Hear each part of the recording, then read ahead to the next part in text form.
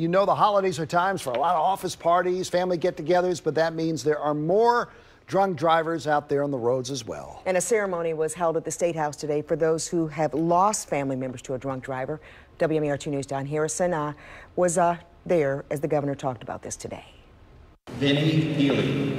One by one, pictures of those killed by drunk or impaired drivers were placed on a table by family members.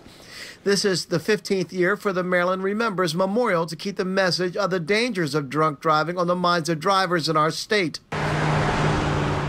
The holidays are a time when more drunk drivers are on the roads, and even though 23,000 people have been arrested for drunk driving this year, Governor Hogan wants to do more for the safety of all drivers.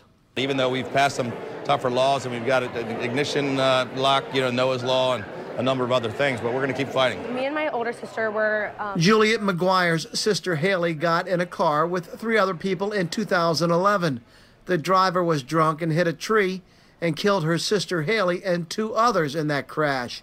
Juliet thinks with cabs and Uber and other options, there is no reason to be behind the wheel of a car. Your parents would much rather get a phone call from you at a party saying that, hey, I'm too drunk to go home, can you come pick me up, than have a police officer knocking at the door saying, hey, I'm sorry to inform you of this, but your son or daughter has been killed by a drunk driver, or they were a drunk driver themselves.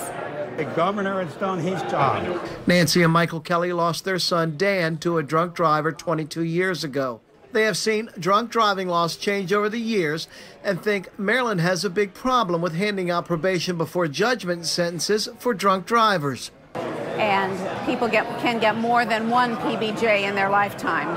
And anybody who's arrested, in my book, more than once for drunk driving has a serious issue and should not be given probation before judgment.